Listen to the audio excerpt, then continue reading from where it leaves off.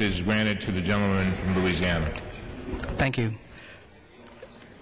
Mr. Speaker, I rise today in support of House Resolution 234 to establish a Welcome Home Vietnam Veterans Day.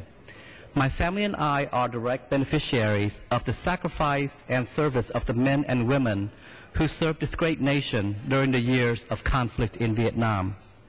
I was born in Vietnam in 1967 during the most turbulent year of the war and while American troops were engaged in combat there.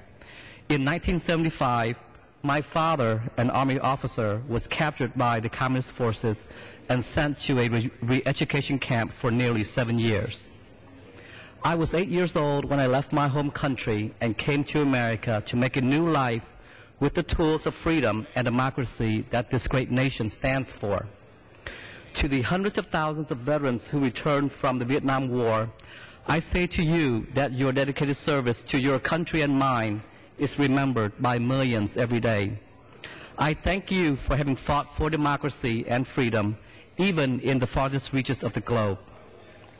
To each of the 58,256 service members whose names appear on the solemn granite wall along the National Mall, I say to you that your ultimate sacrifice will never be forgotten. Your memories live on today through the millions of people throughout the world enjoying the opportunities, liberties, and freedom that you have fought so long and hard for. Mr. Speaker, as we reflect today on the sacrifice of service of Vietnam veterans, I ask all Americans to consider our service members engaged today around the globe. Currently in Iraq and Afghanistan, we have nearly 200,000 servicemen and women serving this nation honorably. During the course of these conflicts, 4,716 service members have lost their lives and another 33,852 have been wounded, fighting nobly to defeat terrorism and to bring freedom and democracy to oppressed peoples. We thank them and their families for their service, and they will never be forgotten.